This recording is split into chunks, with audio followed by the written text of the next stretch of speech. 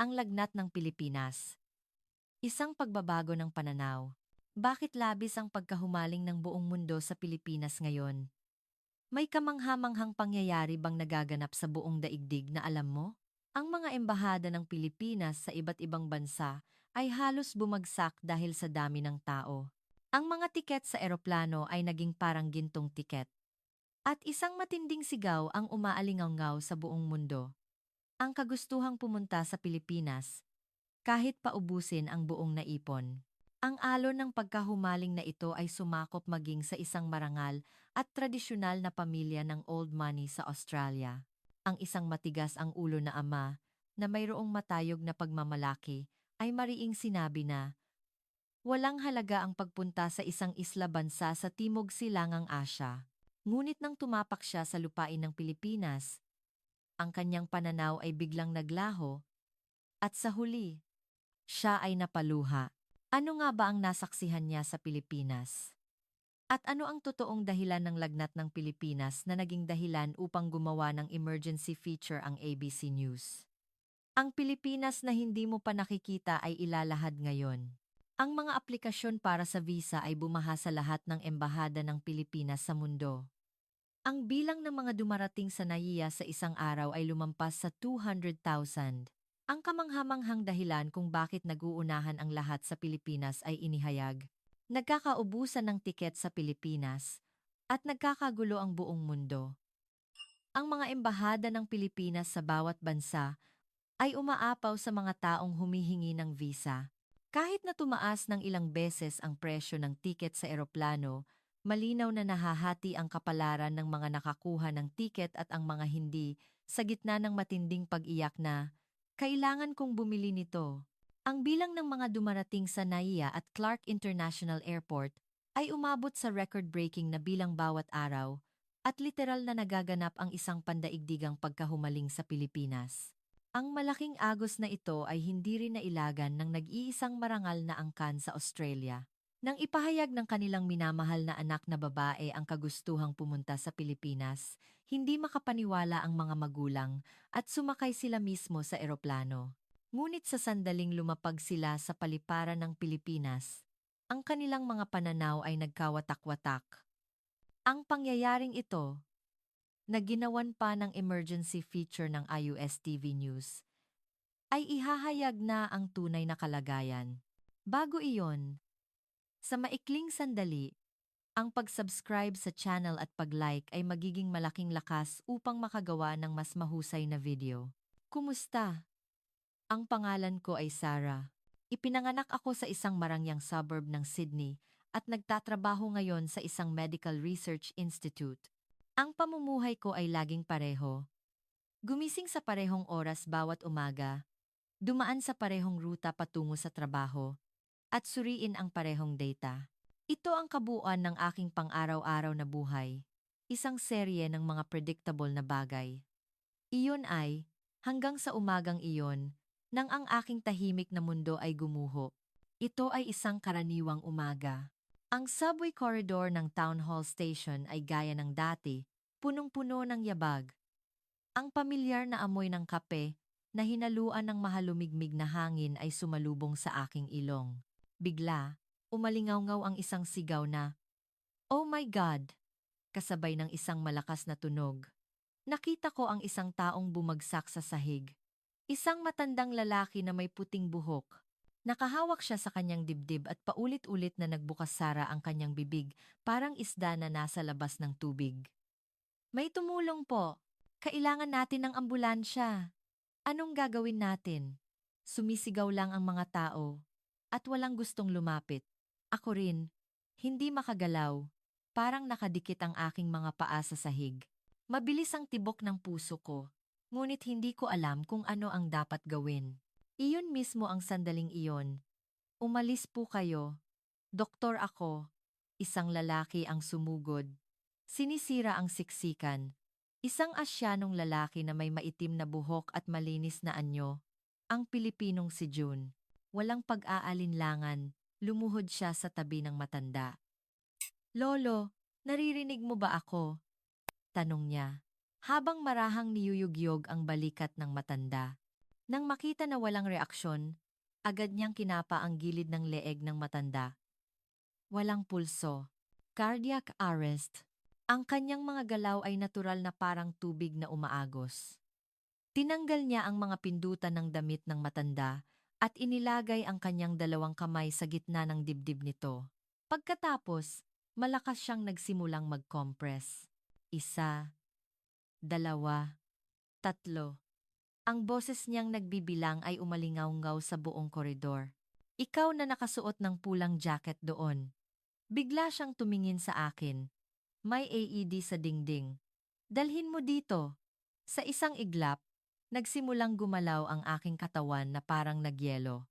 Nakita ko ang pulang kahon na naka-install sa dingding, tumakbo, at kinuha ito. Habang tumatakbo ako dala ang mabigat na makina, patuloy siyang nagko-compress. May mga butil ng pawis sa kanyang noo, ngunit ang kanyang mga kamay ay hindi man lang nagambala. Magaling. Idikit mo ang pads. Sabi niya habang binubuksan ang AED. Nakikita mo ang larawan, hindi ba? Gawin mo lang iyon. Sa nanginginig na mga kamay, idinikit ko ang pads sa dibdib ng matanda. Analyzing rhythm. Please stand clear. Ang boses mula sa makina ay umagos. Tumabi kayo! Sigaw niya. Sa kuryente, tumalon ang katawan ng matanda. Muli niyang sinuri ang pulso. Wala pa. Tuloy ang compression. Ang pawis ay tumulo mula sa kanyang noo, ngunit hindi siya tumigil. Dapat ay masakit ang kanyang braso, ngunit wala siyang ipinakitang ekspresyon. Tanging ang determinasyon na makatulong ang bumabalot sa kanyang mga mata. Nang dumating ang mga emergency medical team, umubo ang matanda at nagmulat ng mata. Nakaligtas siya. Palakpakan ang pumalibot sa kanila. Bravo! Amazing! Ngunit tumayo siya ng tahimik. Pinagpagan ang kanyang damit at naghanda ng umalis. Teka lang. Hinawakan ko ang kanyang braso. Maraming, maraming salamat. Kung wala ka, ngumiti siya ng bahagya at umiling. Hindi. Ginawa ko lang ang nararapat. Kahit ang pangalan mo man lang. Isa lang akong dumaan. Yumuko siya ng bahagya at nawala sa gitna ng tao. Ngunit sa maikling sandaling iyon, ang kanyang malalim at mapagmalasakit na tingin ay nakatatak sa kaibuturan ng aking puso. Hindi nawala sa isip ko ang eksenang iyon habang pauwi. Ang lakas ng loob na tumalon, nang walang pag-aalinlangan habang nag-aalangan ang lahat. Ang katumpakan ng kanyang mga kamay na nagligtas ng buhay, at maging ang likod niya, na umalis ng walang inaasahang gantimpala. Nang gabing iyon, napagtanto ko. Sa unang pagkakataon sa buhay ko, nakakita ako ng isang tunay na bayani. Ang hindi ko kilalang Pilipinong binata na iyon ay nagsindi ng isang maliit na apoy sa aking nagyelong puso. Ang aming malaking hapagkainan, noong gabing iyon, ay malamig at tahimik, parang isang yelo. Tanging ang tunog ng pilak na kubyertos na tumatama sa porselana, sa ilalim ng chandelier na kristal ang sumira sa katahimikan. Ang aking isip ay punong-puno ng mga nangyari sa tanghali. Ang magulong ingay, ang mga sigaw ng mga tao, at ang kalmado at matatag na boses ng isang lalaki na nagpatahimik sa lahat. Ang puso ko ay nanginginig pa rin sa tindi ng sandaling iyon. Sinasabi ni Ama, habang eleganteng iniinom ang kanyang alak, ang tungkol sa dignidad ng aming angkan. Ngunit noong araw na iyon, ang mga salita ni Ama ay naging walang laman, parang isang balat. Naglakas loob akong magsalita. Ama, nakakita ako ng isang binata na tumulong sa isang tao sa town hall station kaninang tanghali. Nagpakita ng kaunting interes si Ama sa aking sinabi. Ngunit nang sabihin ko na ang binata ay isang Pilipino, ang kanyang tingin ay biglang lumamig. Humalakhak si Ama at inilapag ang kanyang baso ng alak. Sara, iba ang lakas ng loob sa dignidad. Ang paggawa ng gulo sa isang mapanganib na sitwasyon ay hindi isang birtud ng isang Ginoo. Pero, Ama, wala siyang hiniling na kapalit, matapang kong sinabi. Iyon ang taktika nila, Sarah. Mariing sinabi ni Ama. Nagkukunwari silang mapagpakumbaba para makuha ang atensyon. Sa sandaling iyon, sumabat ang kapatid kong si Emma. Ate, baka Pilipino yon? Tanong ni Emma na nagniningning ang mata. Oo, parang Pilipino siya. Ang silid ni Emma ay punong-puno ng mga larawan ng P-pop idols at Filipino art. Ate, ang pinakagwapong lalaki sa Sydney ngayon, lahat ay Pilipino. Ang galing! Kumunot ang noo ni Ama. Emma, Pilipinas na naman ba yan? Walang dignidad sa hapagkainan. Pinayuhan siya ni Ina ng marahan. Robert, nagbabago ang panahon. Eleanor, ang ating angkan ay nagtatanggol sa karangalan ng Australia sa loob ng 500 taon. Nakalimutan mo na ba iyon? Ngunit ang timbangan sa puso ko ay ganap ng nakiling sa isang panig. At ang buhay na dignidad ng binata na iyon, na nagligtas ng buhay sa pamamagitan ng aksyon lamang, nang hindi man lang nagpapakilala ng pangalan. Nadama ko na hindi na ako makapanatili sa mundo ni Ama. Tulad ng dati, hindi ko pa alam ang pangalan ng lalaking iyon. Ngunit ramdam ko na ang buhay ko ay nagsimula ng umagos sa bagong direksyon. Pagkalipas ng ilang araw, sinagot talaga ako ng kapalaran. Isang weekend, tumawag ang kaibigan kong si Olivia. Sarah, lagi ka na lang sa bahay. Minsan, kailangan mo ring maramdaman ang init na ito. Sa pilitan niya akong dinala sa Accor Stadium, isang malaking laro ng rugby league. Sydney Roosters laban sa South Sydney Rabbitohs. Ang sigawan ng mahigit 40,000 manonood ay pumuno sa stadium. Halos masira ang tenga ko.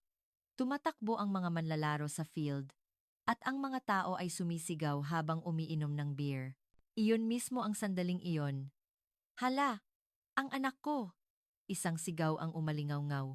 Sa harapang hilera, isang batang lalaki, na mukhang 6 na taong gulang, ay namumutla ang mukha at nakahawak sa kanyang lalamunan. Max. Max. Ang ama ay nagmamadaling hinahampas ang likod ng bata ng malakas. Huminga ka! Please! Ngunit ang bata ay ngumunguya na lang at hindi makapagsalita. Isang piraso ng hotdog ang ganap na nakabara sa kanyang lalamunan. May doktor ba dito? Doktor! Sigaw ng umiiyak na ina. Ang mga tao sa paligid ay naglabas lang ng cellphone at nagvideo o kaya naman ay nagkagulo. Agad na naging asul ang labi ng bata. Iyon mismo ang sandali. Umalis kayo. Isang pamilyar na boses ang narinig. Siya, na tumakbo palayo sa mga tao. Maitim na buhok. Mabilis kumilos. Ang binata sa subway. Naunawaan niya agad ang sitwasyon. Hinawakan niya ang balikat ng ama at mariing sinabi, "Doktor ako. Umalis po kayo." At walang pag-aalinlangan. Inakbayan niya ang bata mula sa likod. Kinapitan niya ang maliit na katawan ng bata sa tamang anggulo at inilagay ang kanyang kamao sa ibabalang ng tiyan ng bata. Unang compression, walang reaction. Ikalawang compression, wala pa ring lumabas. Tumahimik ang mga upuan ng manonood. 4,000 katao ang huminto sa paghinga, nakatingin sa isang bata at sa isang binata. Kasabay ng tunog na cough, tumalsik ang piraso ng hotdog mula sa bibig ng bata. Waa! Umiyak ang bata. Nakaligtas siya. Max, mahal ko. Niyakap ng ina ang bata. Kinamayan ng ama ang binata at yumuko ng paulit-ulit. Maraming salamat. Ikaw ang nagligtas sa anak ko. Ang buong stadium ay napuno ng palakpakan. May sumigaw. Bayani. Bravo! Ang nakaraang eksena ay inulit sa malaking screen. Ang pag-close up ng binata na nagliligtas ng bata ng kalmado. Tumayo ang mga manonood at nagbigay ng standing ovation. Yumuko siya ng nahihiya at naghanda ng umalis. Ngunit sa pagkakataong ito, hindi ko na siya hahayaang makatakas. Iniwan ko si Olivia at tumakbo. Teka lang, hinawakan ko ang kanyang braso. Lumingon siya. At nang mapansin niya ako, lumaki ang kanyang mga mata. Mabilis ang tibok ng puso ko. Sa pagkakataong ito, sasabihin mo na ang pangalan mo, hindi ba? Tanong ko. Ah, opo. Ako po si June. June Arceo. Ako naman si Sarah. Sarah Kingsley. Nagkamayan kami. Ang kanyang kamay ay mainit at matatag. Galing ka ba sa Pilipinas? Tanong ko. Opo, doktor ako ng emergency medicine. Nag-iikling panahon akong training sa St. Vincent's Hospital dito sa Sydney. Kaya pala ang kalmado at professional mo. Emergency medicine doctor pala. Fan ka ba ng Roosters? Tanong ko. Itinuro ang stadium. Hindi po. Sa totoo lang, hindi ko alam ang tungkol sa rugby. Sagot niya ng nakangiti. Binigyan lang ako ng kasamahan ko sa ospital ng tiket. Pero hindi ko inaasahan na mangyayari ang ganito. Sobrang galing na nakaligtas ka ng 2 buhay. Tungkulin ko lang po bilang doktor. Sa Pilipinas, kahit sino ay tutulong kung may ganyang sitwasyon. Hindi po namin tinuturuan na dadaan-daanan lang ang taong bumagsak. Marahil, pareho lang ang ginawa ng ibang Pilipinong doktor. Kung kahit sino ay tutulong, anong klase ng bansa ang Pilipinas? Maaari mo bang ibigay ang contact number mo? Ang mga salitang iyon ay lumabas mula sa bibig ko nang hindi ko namamalayan. Pagkatapos kong bitawan ang mga salita, nagulat ako at tinakpan ko ang aking bibig. Ngumiti siya at inabot ang kanyang cellphone sa akin. Oo naman. Isang karangalan. Hindi lang isang beses, kundi 2 beses kaming nagkita nang hindi sinasadya at sa bawat pagkakataon, ito ay sa eksena ng pagliligtas ng isang tao. Aksidente lang ba ito? O kapalaran? Ngunit may isang bagay na sigurado. Ang pagkikita na ito ay may pakiramdam na ganap na babaguhin ang aking buhay. Nang makuha ko ang contact number ni June, 3 araw akong nakatitig sa aking cellphone. Binuksan ko at isinara ang screen ng mensahe. Nanginginig ang aking mga daliri. Isinulat ko, "Kumusta? Sara ito." At binura. Isinulat ko, "Naaalala mo pa ba?" At binura na naman. Sa sandaling kontakin ko siya, may takot na bumalot sa akin, na parang guguho ang aking ligtas na mundo. Ang boses ni Ama ay umalingaw-ngaw sa aking tainga. Huwag kang makisalamuha sa mga taong iba ang lahi, Sara. Ngunit ang mainit ng ngiti ni June, ang kanyang tapat na tingin na nagliligtas ng buhay, ay paulit-ulit na bumabalik. Hindi niya ipinagmalaki ang sarili niya. Sa halip, sinabi niya na natural lang iyon. At kahit sino ay gagawa niyan. Sa huli, sa ika-4 na araw, bandang 2:00 ng madaling araw, naglakas loob ako. Kung may oras ka, gusto mo bang magkape? Pagkatapos pindutin ang send button, nagkumot ako. Halos sumabog ang puso ko. Kung may abisi ka pondi people, pagkalipas ng 5 minuto, dumating ang sagot. Kinabukasan, dumating ako ng 1 oras na mas maaga kaysa sa karaniwan. Tiningnan ko ang salamin, inayos ang buhok ko, at inayos ulit. Nang dumating siya, muli akong kinabahan. Matagal ka na bang naghihintay? Tanong ni June, na nakangiti ng masaya. Hindi. Kararating ko lang din. Pagsisinungaling ko.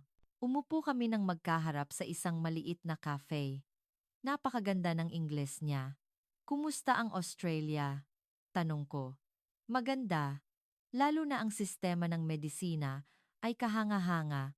Kahit na napakaunlad na rin ng Pilipinas, marami pa rin kaming dapat matutunan. Hindi ba magaling din ang medisina sa Pilipinas? Sa ilang aspeto, kami ang nangunguna sa mundo. Nagniningning ang kanyang mga mata. Sa sistema ng emergency rescue at success rate ng operation at teknolohiya ng medisina, may mga bahagi na nakalamang na kami sa Australia. Ngunit nandito ako para matuto ng matagal ng karanasan at sistema ng Australia. Isang sagot na mapagpakumbaba ngunit may pagmamalaki. Nagpatuloy siya. Ang mga Pilipino ay may malalim na pagkalinga. Compassion. Lalo na, hindi namin matiis na hindi tulungan ang taong nasa gipit. Naaalala pa namin ang tulong na ibinigay sa amin ng buong mundo noong panahon ng digmaan at pagbangon.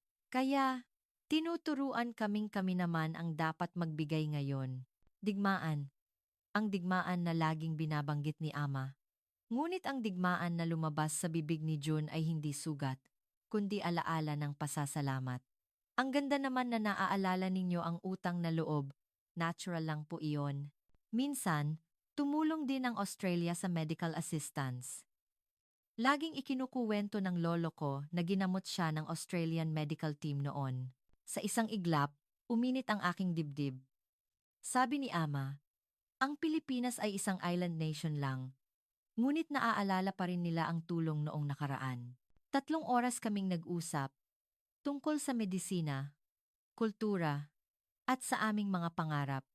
Siya ay isang taong marunong makinig. Taos-puso siyang sumasali sa aking mga sinasabi at minsan ay nagtatanong ng matatalinong tanong. Sarah, bakit mo pinili ang data analysis ng medisina? Sa totoo lang, gusto ni Ama. Sabi niya, iyon daw ang isang predictable at marangal na propesyon. Ikaw, iyon ba talaga ang gusto mong trabaho? Walang sinuman ang nagtanong sa akin ng ganoon.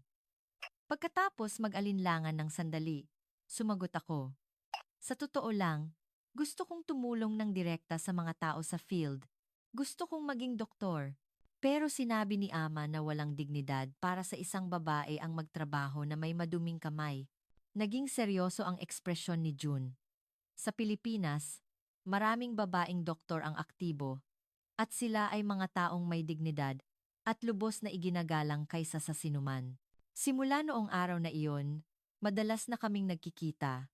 Sa araw ng kanyang pahinga, pumunta kami sa mga museo at naglakad sa tabing ilog ng Sydney Harbor. Ipinakita niya sa akin ang isang bagong mundo. Pagkalipas ng 2 linggo, naglakas loob akong sabihin kay Ama, Ama, may gusto akong lalaki. Iniwan ni Ama ang kanyang pahayagan at ngumiti.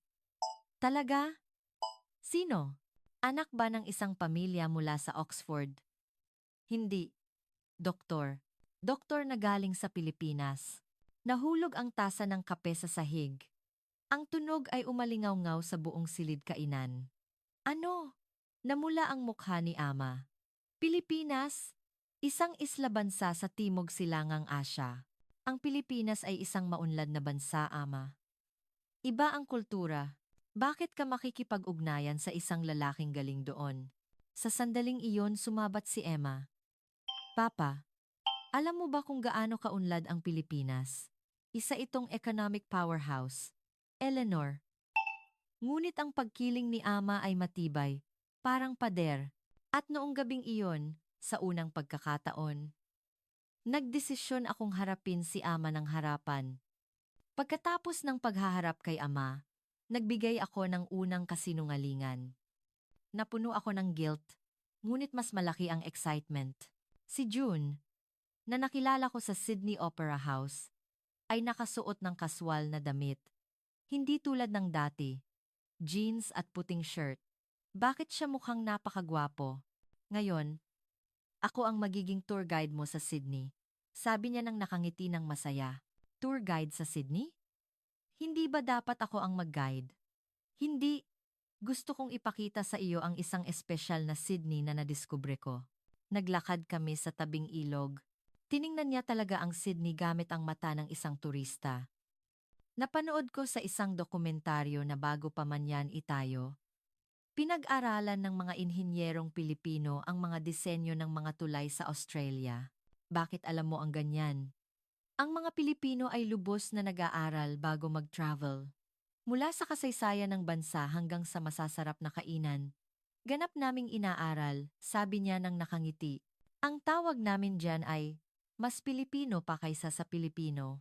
Pagdating namin sa Darling Harbour, amoy ng street food ang nagkalat, walang pag-alinlangan, bumili si June ng kwek-kwek, isaw, at turon at hinati sa akin. Okay lang bang paghaluin ang pagkain ng ganito? Walang hangganan ang pagkain. Hanggat masarap, ayos na. Dito sa Sydney, marami na ring lutuin mula sa buong mundo. Makakain mo ang lutuin ng buong mundo sa Manila. Ang flexible niyang pag-iisip ay sariwa, hinding-hindi kakain si Ama ng street food. Halika, ngayon naman ay pupunta tayo sa lugar na gusto ko talagang ipakita sa iyo. Dinala ako ni June sa isang maliit na Filipino restaurant sa sulok ng isang tahimik na lugar. May banderitas na nakasabit sa pasukan. Ito ang pinakamasarap na Filipino restaurant sa Sydney. Maari mo itong tawaging maliit na Pilipinas. Pagpasok namin, bumalot sa amin ang mainit na hangin, ang amoy ng sinigang at adobo, at masayang boses ng Tagalog. June, pasok! Masayang bati ng may-ari. Kasama mo pala ang girlfriend mo ngayon? Nahihiyang ngumiti si June. Opo, kaibigan ko, si Sarah. Aba, napakaganda. Bisita mo ba? Marunong bang kumain ng Filipino food? Ang mesa ay napuno ng pagkain. Lechon, adobo, kare-kare, at isang mainit na sinigang na hipon. Lahat ba ito ay basic lang? Tanong ko nang nagulat. Sa Pilipinas, kultura ang mag-share ng pagkain sa isang handa. Fest! Malungkot ang kumain mag-isa, sabi ni June. Tinuruan ako ni June kung paano humawak ng kubyertos. Hawakan mo ang tinidor at kutsara. Ang kutsara ay para sa sabaw at kanin. Paulit-ulit na nahuhulog ang pagkain dahil sa clumsy kong hawak. Ay, ang hirap. Ganyan din ang mga bata sa Pilipinas noong una. Hinawakan niya ang kamay ko at itinuwid ang aking postura. Uminit ang mukha ko sa mainit na haplos ng kamay niya. Ang isang kagat ng lechon ay nagbigay ng shock. Matamis, malambot, at malalim na lasa. Ang sarap. Kapag sinamahan mo ng sarsa, mas masarap pa. Turo ni June, isang ganap na magkaibang mundo ng lasa mula sa Australian cuisine. Sa Pilipinas, may kasabihan kaming, ang pagkakaisa ay nasa hapagkainan, sabi ni June habang inilalagay ang kare-kare sa plato ko. Ang pagkain ng magkasama ay pagbabahagi ng puso. Kaya, kumakain kami kasama ng taong gusto naming makasama. Ang ganda naman na nagbabahagi kayo ng puso sa pagkain. Noong panahon na salat sa pagkain, ang pagkain ay isang mahalagang komunikasyon, ang diwa ng pagbabahagi. Iyan ay konektado rin sa pagkalinga. Hospitality ng Pilipinas. Uminit ang aking dibdib sa isang iglap.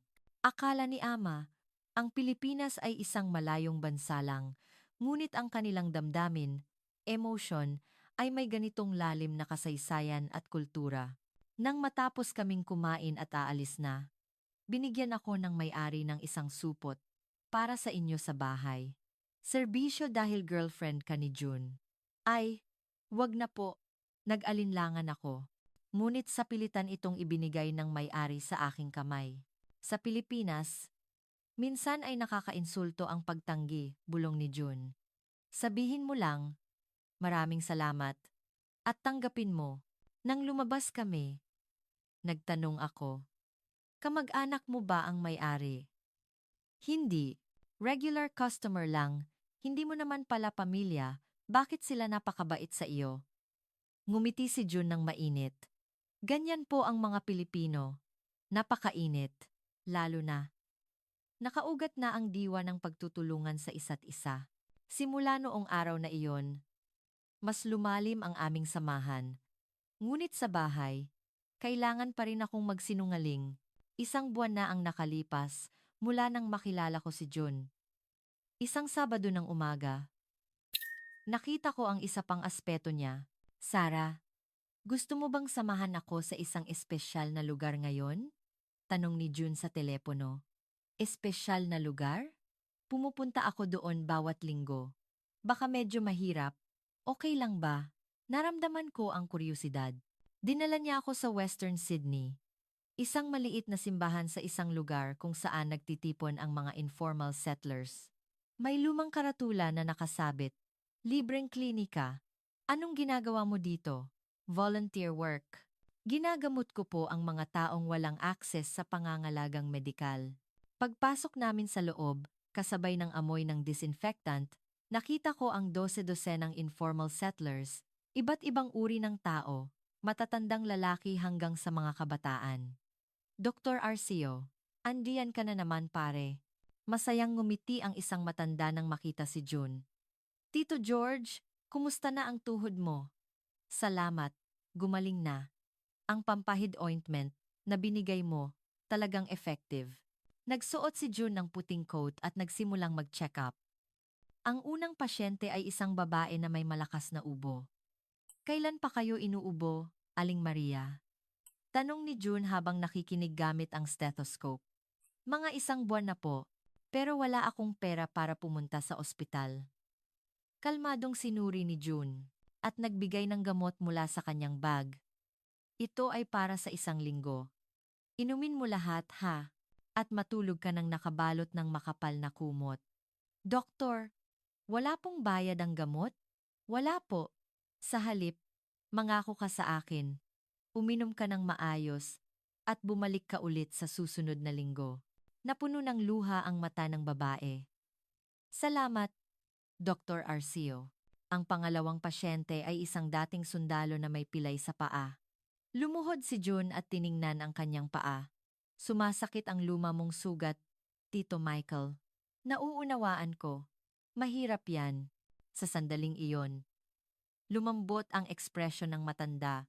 Ikaw ang unang doktor na nakaunawa sa sakit ko. Maingat na ginamot ni June ang sugat at nakinig ng seryoso sa kwento ng matanda. Sa loob ng 3 oras, patuloy na sinuri ni June ang mga pasyente ng walang pahinga. Ang nakakagulat ay naaalala niya ang pangalan at medical history ng lahat ng pasyente. Kuya Sam, may diabetes ka, kaya kailangan mong bawasan ang matatamis. Ha? Ate Nena, may hika ka, kaya laging dalhin ang iyong inhaler. Habang nagpapahinga kami ng kaunti sa tanghalian, nagtanong ako, bakit mo naaalala lahat? Ang isang doktor ay hindi lang dapat tumingin sa sakit, kundi sa tao. Seryosong sagot ni June. Kailangan nating tingnan ang buong buhay niya para magamot ng maayos. Ang sakit ay bahagi lang ng buhay niya. Pero, wala namang bayad yan. Ngumiti si June. May kasabihan tayong noblesse oblige. Hindi ba? Ang mayroon ay dapat ibalik sa lipunan. Sa Pilipinas, may kasabihan kaming, ang tulong sa kapwa ay tulong sa sarili. Ibig sabihin, ang kabaitan na ginawa mo sa iba ay babalik sa iyo. Naging doktor ako dahil sa suporta ng lipunan. Ngayon, ako naman ang magbabalik ng tulong. Nang matapos ang check-up at lalabas na kami sa gabi, lumabas ang lahat ng informal settlers at kumaway kay June. Nahihiyang ngumiti si June at bumati sa bawat isa. Sa harap ng mainit na eksena na iyon, hindi ako makagalaw. Sa mundo ni Ama, ang mayaman at may pangalan ang iginagalang. Ngunit sa mundo ni June, ang taong nagbabahagi ng mayroon siya ang minamahal. Sino ang tunay na marangal? Ang sagot ay matagal nang nakasaad sa aking puso. At hindi nagtagal bago ko ilabas ang sagot na iyon sa harap ni Ama. Pag-uwi ko, isinara ko ang pinto ng aking silid at kinuha ang larawan namin ni June. Larawan na kinuha sa harap ng libreng klinika. Nang makita ko ang kanyang mainit na ngiti, muli akong kinilig. Ate, ano yan? Pumasok si Emma nang walang katok. Nagmadali akong itago ang larawan, ngunit huli na. Aba, sino yan? Ang gwapo. Ang mata ni Emma ay nagniningning parang bituin. Umupo siya sa kama at nagsimulang magtanong. Wala akong magawa kundi ikwento ang tungkol kay June. Ang pagliligtas niya sa matanda sa subway, ang pagtulong sa bata sa stadium, at ang pagboluntaryo niya bawat linggo sa libreng klinika. Wow! Amazing doctor, bayani, at nagbo-volunteer pa. Parang bida sa drama. Pero, tinututulan ni Ama dahil Pilipino siya. Biglang tumayo si Emma at kinuha ang kanyang cellphone. Sunod-sunod niyang ipinakita sa akin ang mga artikulo mula sa Ayos TV News at Sydney Morning Herald. Ate, alam mo ba kung gaano kainit ang pop culture ng Pilipinas ngayon sa buong mundo? Nag-scroll siya sa screen at lumabas ang Netflix ranking. Ang Filipino series at films ay nasa top spots. Lahat ng kaibigan ko sa school gusto nilang pumunta sa Pilipinas. Ang taas ng competition para sa exchange student program sa Manila. Si Jessica, nag-apply pa nga sa Filipino IT company. Kinuha ni Emma ang isang t-shirt mula sa kanyang aparador na may nakasulat na Tagalog. Ang salitang mahal kita ay malinaw. Nag-aaral ako ng Tagalog. Balak kong mag-working holiday sa susunod na taon. Nagulat ako. Kabaligtaran ng pagkiling ni Ama. Si Emma ay tumatakbo na patungo sa Pilipinas. Ate, nagbago na ang mundo. Ang Pilipinas na ngayon ang pinaka-cool. Kung pinakawalan mo pa ang doktor na iyon, magsisisih ka habang buhay. Pagkaalis ni Emma, naglakas loob akong magpadala ng mensahe kay June. Sinabi ko na ang kapatid ko ay naging fan niya at nagkakagulo sa pagiging the best ng Pilipinas. Ang mahalaga, Sarah, ay kung ano ang pakiramdam mo. Uminit ang aking dibdib sa kanyang tugon. Nagdesisyon akong hindi na magtago at harapin ito ng buong tapang. Pagkalipas ng ilang araw, sa gabi ng weekend, nagtipon kaming lahat sa living room at nanonood ng IUS TV News. Si Ama ay nagbabasa ng pahayagan habang umiinom ng whiskey. Narito ang mga headline ngayon. Ihahatid namin sa inyo ang sandali ng himala na nangyari sa Accor Stadium. Tumingala ako sa boses ng anchor at nagulat sa nakita ko sa screen. Si June ang ipinakita. Nang ang isang bata ay muntik ng ma-choke sa gitna ng laban ng rugby, kinumpirma na niligtas siya ng isang binata sa harap ng 10,000 manonood. Ang footage mula sa CCTV ng stadium ay ipinalabas. Malinaw na ipinakita ang eksena ni June na tumakbo palayo sa mga tao at kalmadong ginawa ang Heimlich maneuver. Nagpatuloy ang reporter. Nakumpirma na siya ay isang emergency medicine doctor mula sa Pilipinas. Ang nakakagulat na katotohanan ay niligtas din niya ang isang pasyenteng may cardiac arrest sa town hall station 1 buwan na ang nakalipas. Kahit na malabo, lumabas din ang footage ng subway at nakita ang figura ni June. Ang tasa ng tsaa na hawak ni Ama ay tumigil sa paggalaw. Isang medical expert ang lumabas bilang commentator. Ang antas ng emergency medicine sa Pilipinas ay world-class. Mayroon silang mabilis at tumpak na kakayahan sa paggamot. May mga bagay na dapat tayong matutunan. Iniwan ni Ama ang kanyang pahayagan at nakatitig sa screen at mahina siyang nagbulong. Ang binata na iyon, talagang nagliligtas siya ng mga tao sa pamamagitan ng aksyon, hindi lang sa salita. Ang boses ni Ama ay hinaluan ng pagtataka sa halip na ang karaniwan niyang paghamak. Iyon ang sandali nang ang matibay na pader ng pagkiling ay nagsimulang magbitak. Si Ina ay napahanga. Napakagaling na binata. Sa sandaling iyon, biglang tumingin sa akin si Ama. Sarah, ang lalaking madalas mong kasama nitong mga nakaraang araw, siya ba ang binatang iyon? Biglang bumagsak ang puso ko. Paano niya nalaman? Kita ko sa ekspresyon mo. Dahan-dahang sabi ni Ama. Araw-araw kang lumalabas na parang isang ibon. Ama, pasensya na. Pero, ngunit itinaas ni Ama ang kanyang kamay at pinutol ang aking sinabi. Ilang sandali siyang nanahimik. Ngunit nagbukas siya ng bibig. Dalhin mo ang binatang iyon sa bahay. Ano? Hindi ako makapaniwala. Gusto kong makita at makumpirma ng personal. Kung totoo ba ang sinasabi ng balita, o mayroon siyang ibang maskara. Nang gabing iyon, tinawagan ko si June. Gusto kang makita ni Ama.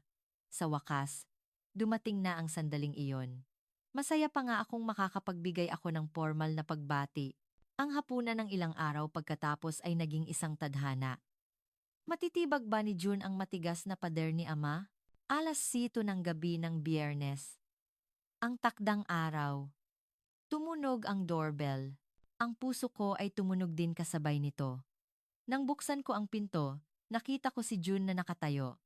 Black suit, wine red na korbata, at isang buke ng bulaklak at alak sa isang kamay. Maayos ang buhok.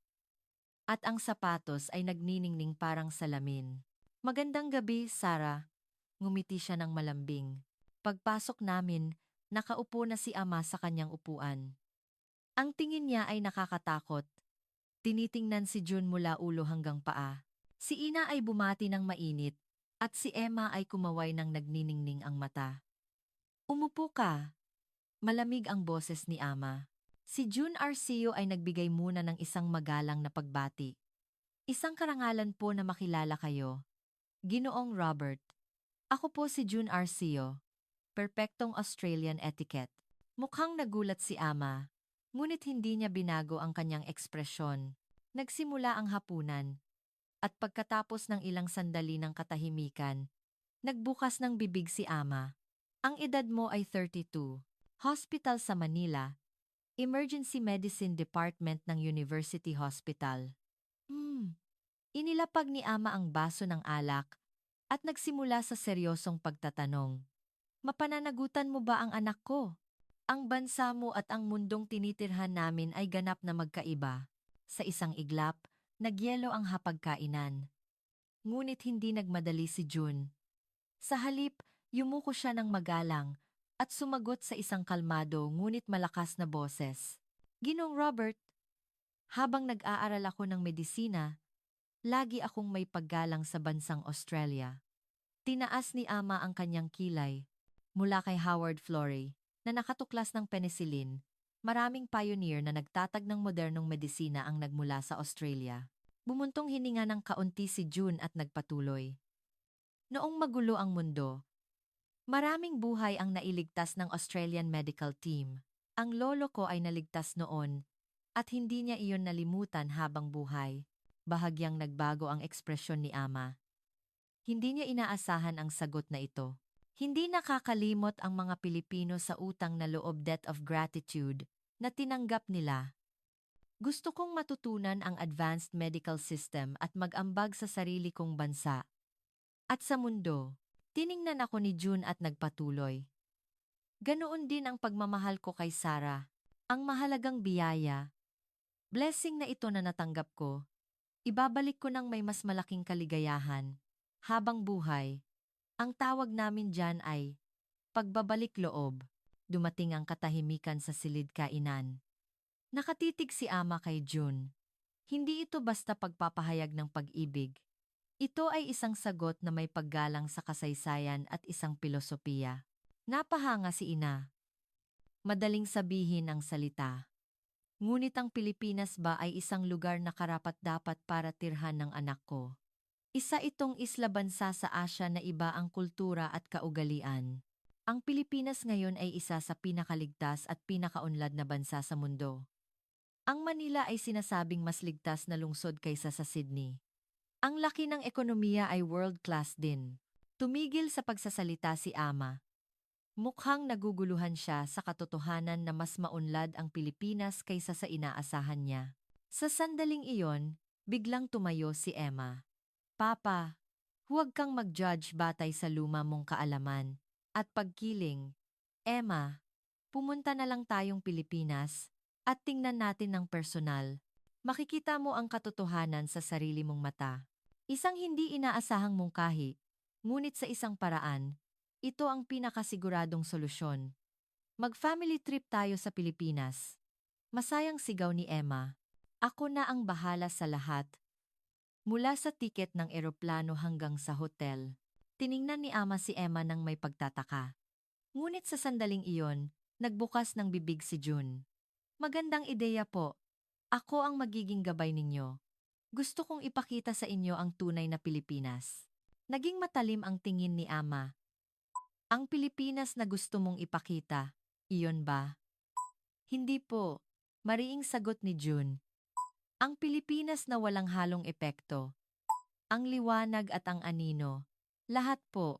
Umagos ang mahabang katahimikan. Sige. Nagyelo ang hapagkainan sa isang salita ni Ama. Talaga? Tingnan natin ng personal at magpasya. Pupunta tayo sa Pilipinas. Waa! Papa! The best! Sigaw ni Emma. Nagulat din si Ina. Ngunit ngumiti. Yumuko ng malalim si June. Maraming salamat po, Ginoong Robert. Hindi ko po kayo bibiguin. Hindi ko pa rin aalisin ang pagdududa ko. Kung magsisisi ako o hindi, ako ang magpapasya. Malamig pa rin si Ama. Ito ay isang pagsubok para sa iyo at sa bansa mo. Napuno ng luha ang mata ko. Ang kaligayahan at takot ay sabay-sabay na dumating. Kinuha na ni Emma ang kanyang cellphone at nag-search ng tiket sa eroplano. Business class ng Philippine Airlines. Ito ang maganda ate, hindi ba? Emma, kumalma ka. Bumuntong hininga si Ama, ngunit hindi ko pinalampas ang bahagyang pagtaas ng kanyang labi. Tumayo si June at nagsalita. Aayusin ko ang itinerary at ipapadala ko para makita ninyo ang nakaraan, kasalukuyan, at hinaharap ng Manila. Pagkaalis niya, nagkakagulo si Emma sa living room. Ate, pupunta tayong Pilipinas. Talaga? Ngunit ako ay nag-aalala. Kung hindi matugunan ng Pilipinas ang inaasahan ni Ama, matatapos na rin ang relasyon namin ni June. Ilang araw ang nakalipas, gabi bago kami umalis patungong Pilipinas. Tumayo ako sa harap ng salamin at tiningnan ang aking mukha. Isang ekspresyon na hinaluan ng takot at excitement. Paano kung ang Pilipinas ay talagang isang lumang lugar lang tulad ng iniisip ni Ama? Ngunit, kasabay nito, naaalala ko ang imahe na ipinakita sa akin ni June. Ang pusong Pilipino na nagliligtas ng buhay. Ang diwa ng paglilingkod. At ang magalang na ugali. Imposibleng maging masamang lugar ang bansa na nagpalaki sa ganoong tao. Bumukas ang pinto ng silid at pumasok si Emma. Ate, hindi ako makatulog. Ako rin. Medyo kinakabahan. Umupo si Emma sa tabi ko. Ate, huwag kang matakot. Ang Pilipinas ay talagang amazing na bansa. I promise. Bakit ka sigurado? Tiningnan ko sa net ang reaction ng mga foreigners. Sabi nila, nagulat sila pagdating sa Pilipinas. Sobrang maunlad, ligtas, at mababait ang mga tao. Nagkuwento si Emma ng tuloy-tuloy. Kahit mag-isa kang babae, ligtas kang magtataksi sa gabi. At kung mawala ang wallet mo, ibabalik. Malinis ang MRT. At masarap ang pagkain. Pero kung madismaya si Ama, madidismaya? Sa halip, magugulat siya. Mas futuristic pa kaysa sa Sydney. Sa sandaling iyon, pumasok si Ina. Gising pa kayo. Umupo si Ina sa dulo ng aking kama. Sarah, huwag kang mag-alala ng sobra.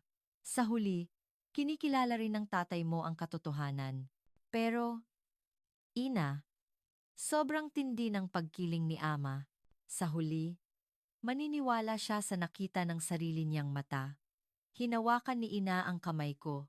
At kung sino ang pinili mo, magiging maganda rin ang bansa niya. Ina, gusto mo rin ba si June? Ngumiti si Ina. Nakikita ko sa kanyang mga mata. Siya ay tapat at hindi nagsisinungaling. Ina, bakit kaya biglang nagbago ang isip ni Ama? Nag-isip ng kaunti si Ina at nagsalita. Ang tatay mo ay naggalang sa taong kumikilos. Ang pagliligtas ni June ng dalawang buhay. At ang pagtalakay niya ng kanyang pananaw ng may dignidad noong gabi. Iyon ang nagpakilos sa puso niya. Alas, 2 ng madaling araw. Hindi pa rin ako makatulog. Sa labas ng bintana, nakikita ko ang gabi ng Sydney. Pagkalipas ng 24 na oras, nasa Manila na kami. Sa bansa ni June, ang Pilipinas na ipinagmamalaki niya. Sa wakas, nagdesisyon ako. Hindi ako matatakot. Titingnan ko ang katotohanan gamit ang sarili kong mata, hindi ang pagkiling ni Ama. Naramdaman ko na ang biyaheng ito ay ganap na babaguhin ang aking buhay. At ang pakiramdam na iyon ay tama. Pagkatapos ng 6 na oras na biyahe, dumating kami sa NAIA, ang International Airport ng Pilipinas. Mula sa sandaling nagbukas ang pinto ng eroplano, nagsimula ang shock. Welcome to the Philippines. Isang robot ang sumalubong sa amin. Isang tunay na robot. Ang puting humanoid robot ay nag-guide sa amin sa perpektong Ingles. Ang immigration counter po ay nasa direksiyong iyon. Have a pleasant trip. Wow! Robot. Isang tunay na robot. Ang video ng magagandang tanawin ng Pilipinas na tumatakbo sa LED screen. Ang sahig ay nagniningning parang salamin. Dumating kami sa immigration counter. At mabilis ang pila. Pakilagay po ang passport sa scanner. Paalala ng staff. Ngumiti si June at nagsalita. Ginoong Robert, may face recognition gate po. Tumingin lang po kayo sa camera. Dumaan si Ama sa gate ng may pag-aalinlangan at agad itong na-authenticate. Posible ba ito? Sa unang pagkakataon, Nagpakita si Ama ng nagulat na ekspresyon. Ang Pilipinas ay nagpatupad ng pinakabagong sistema. Paliwanag ni June. Ito ay isa sa mga world-class smart airport. Nagulat ulit kami sa luggage claim area. Ang aming mga bagahe ay nailabas na at maingat na inayos ng staff. Ang babait naman. Habang papunta kami sa airport railway pagtayo namin sa moving walkway, isang malinis at futuristic na espasyo ang bumungad. Sumakay kami sa tren. Wow! May wifi. Libre. Napahanga si Emma. Ang bilis pa. Hindi mo yan maiisip sa subway ng Sydney. Umalis ang tren. Kahit mabilis, halos hindi ito umuuga. Halos walang ingay. At pagkatapos, lumabas ang tanawin mula sa bintana patungo sa syudad. Oh my God!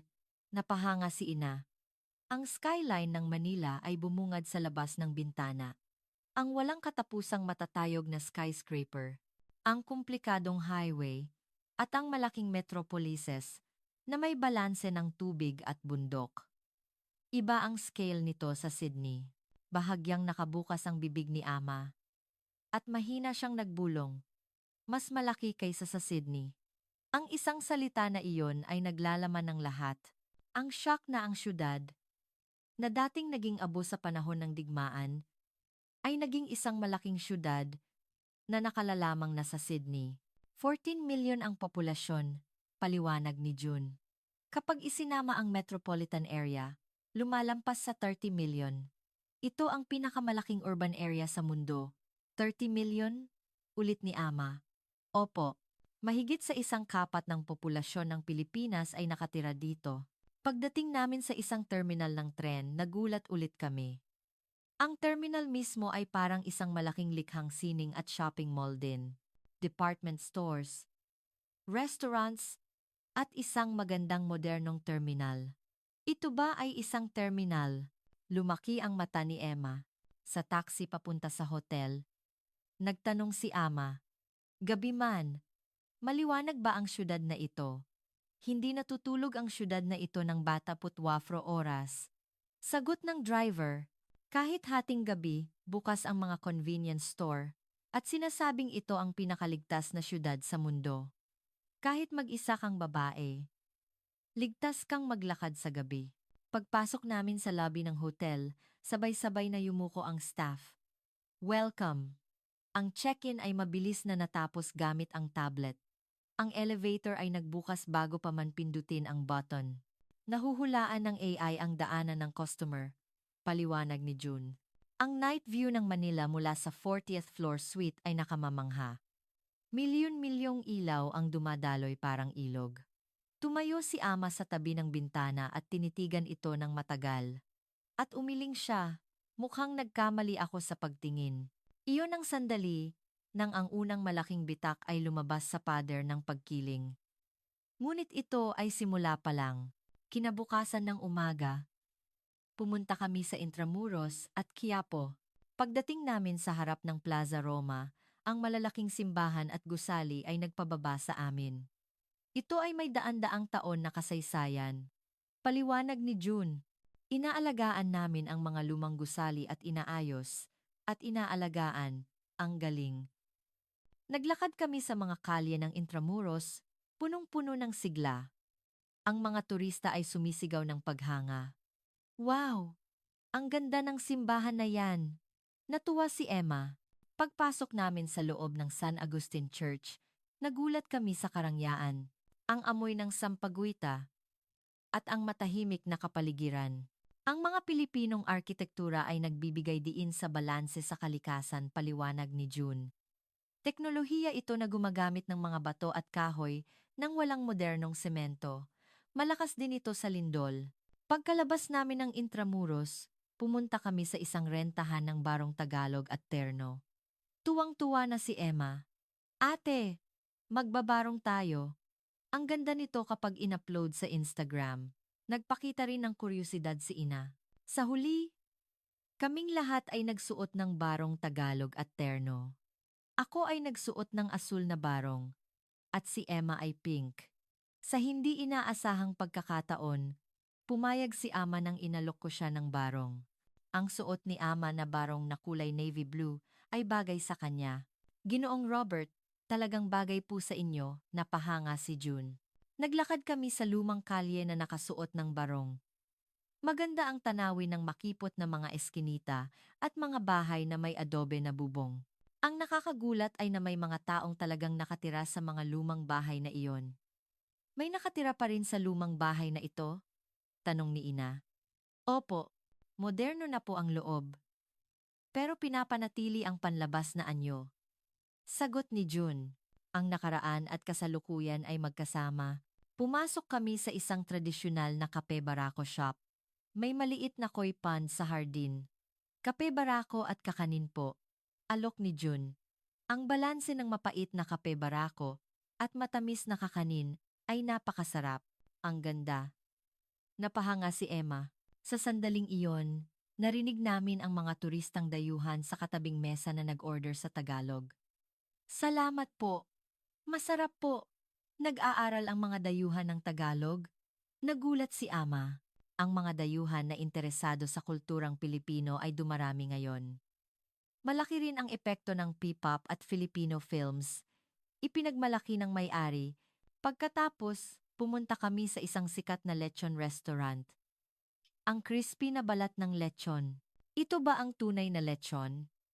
Tumango si Ama habang kumakain ng balat ng lechon. Ang lasa ng ingredients ay napapanatili. Pagkatapos, bumisita rin kami sa National Museum.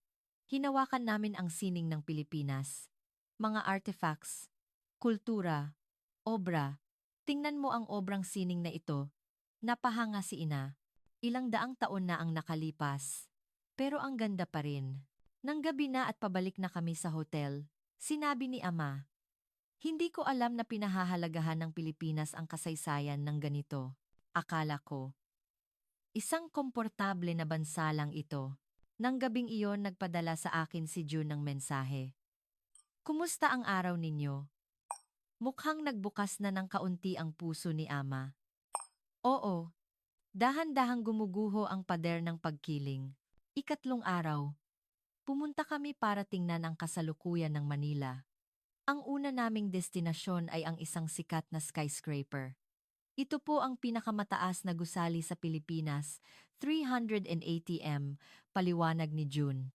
Mas mataas kaysa sa Sydney Tower ay, ate. Napahanga si Emma. Mabilis kaming umabot sa observation deck gamit ang high-speed elevator. Halos sumakit ang tenga ko sa bilis. Wow! Ang Manila, na tiningnan mula sa observation deck, ay nakamamangha. Ang walang katapusang siyudad, isang malaking panorama na may balanse ng tubig at bundok. Doon po ang bundok Banahaw, itinuro ni June sa malayo. Malapit ang kalikasan sa siyudad ng Manila. Sa lugar na may salamin na sahig, kinabahan din si Ama. Ligtas ba ito? Tempered glass po. Kahit ang elepante ay kayang umakyat dito. Lumipat kami sa Makati. Ang dami ng tao sa Ayala Avenue ay nakamamangha. Ang daming tao, pero bakit hindi sila nagkakabangga? Nagmamasid na sabi ni Ama. May disiplina. Ang disiplina ng mga Pilipino ay sikat sa buong mundo, paliwanag ni June. Pagkatapos, bumisita kami sa showroom ng pinakabagong teknolohiya ng Pilipinas. Ang Pilipinas ay isang tech superpower, ipinagmalaki ng staff. Napahanga si Ama habang hinahawakan ang pinakabagong kamera. Posible ba ang ganitong teknolohiya? Ang galing. Pagkatapos ng hapunan, dinala kami ni June sa isang 24-hour cafe. Kahit alas 10 na ng gabi, ang cafe ay punong-puno ng mga taong nag-aaral at nagtatrabaho. Ang mga Pilipino ay masipag, sabi ni June. Sa katabing mesa, may mga dayuhan na nag-aaral ng Tagalog.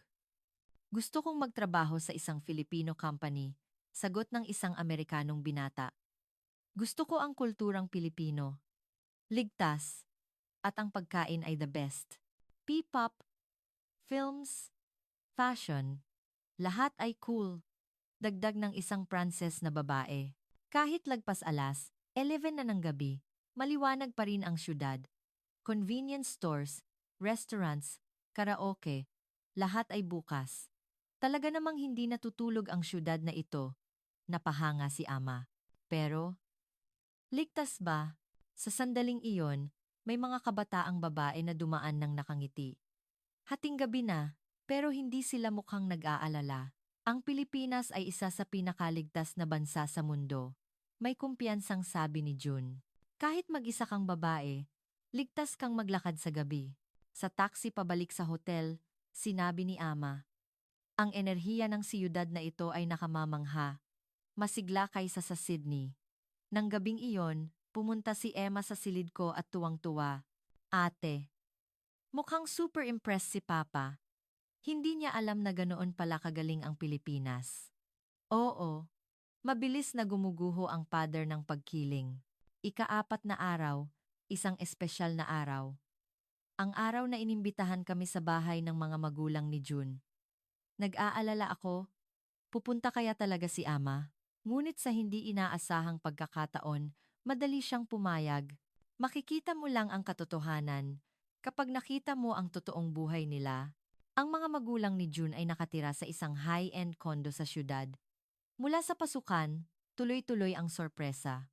Bumukas ang pinto sa pamamagitan ng auto-lock system. Welcome po.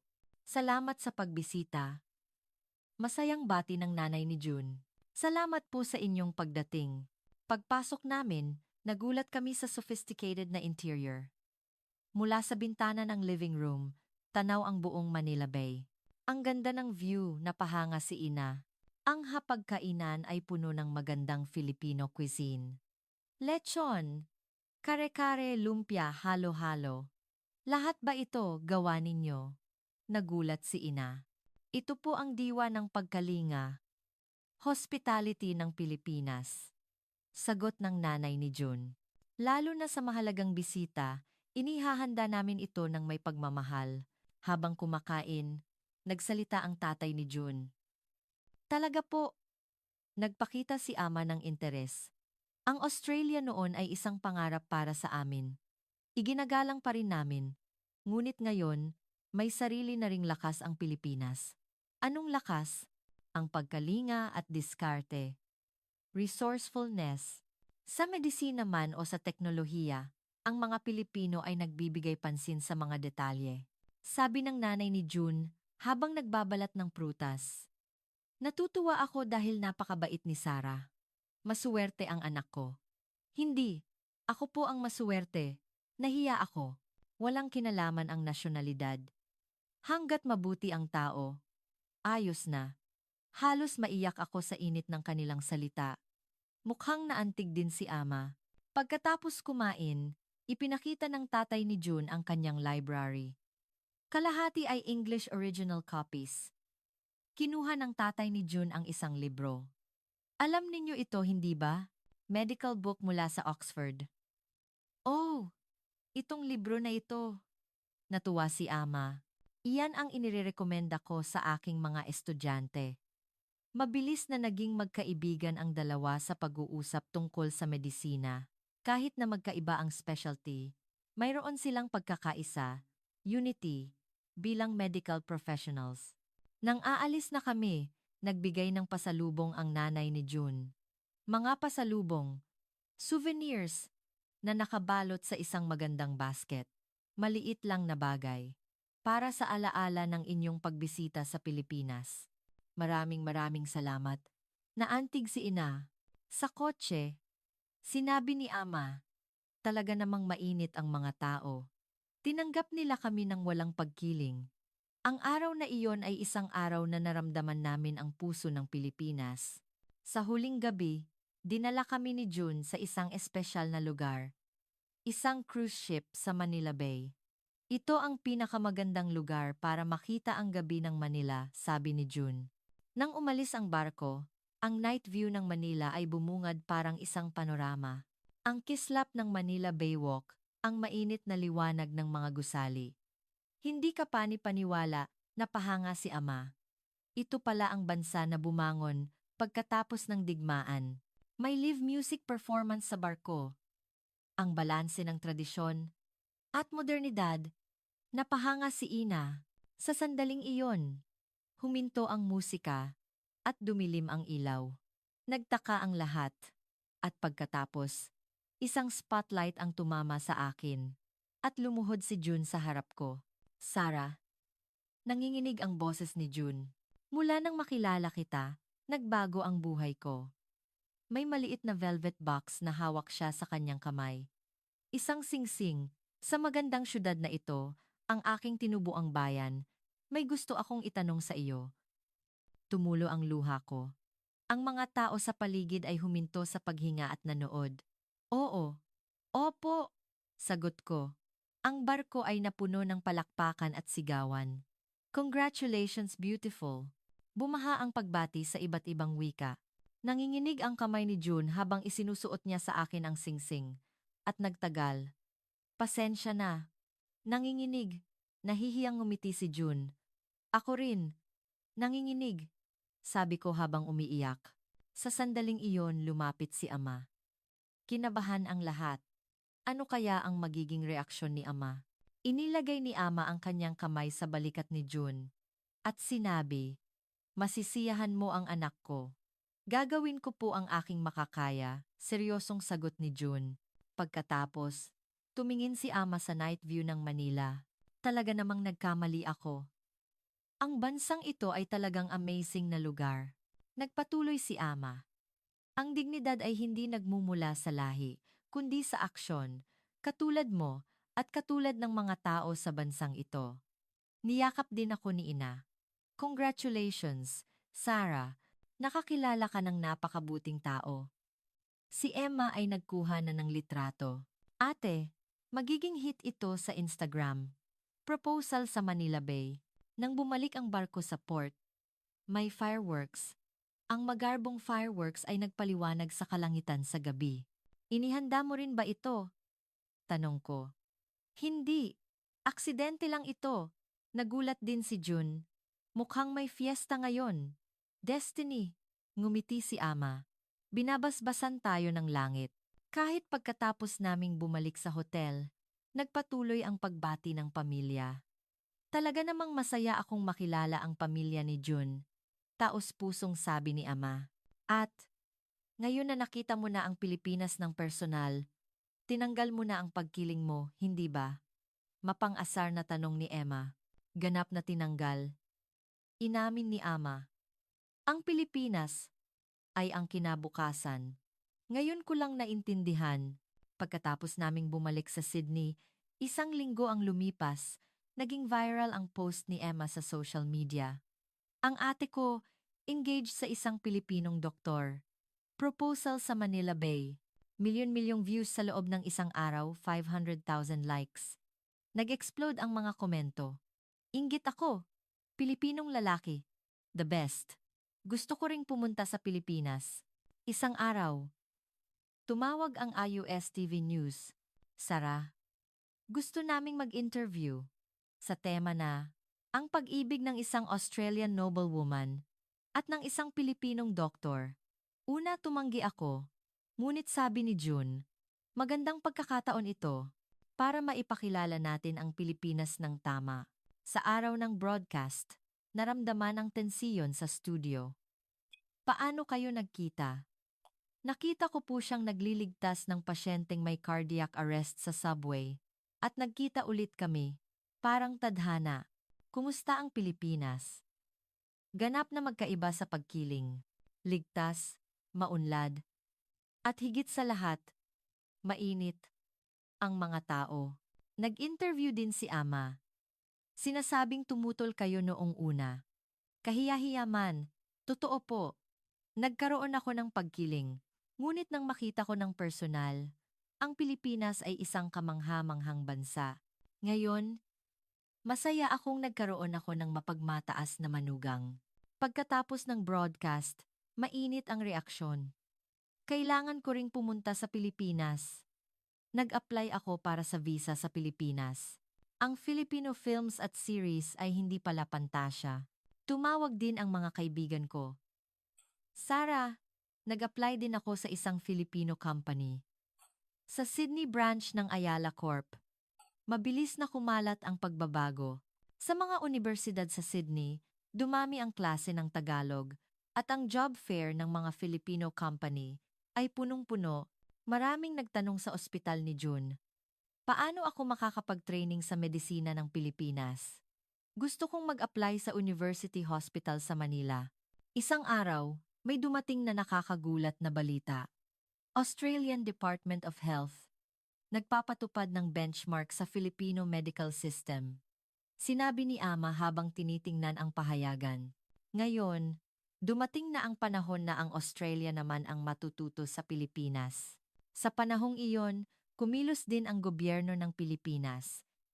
Pagpapalawak ng Global Talent Invitation, pagpapalakas ng suporta para sa mga dayuhang residente.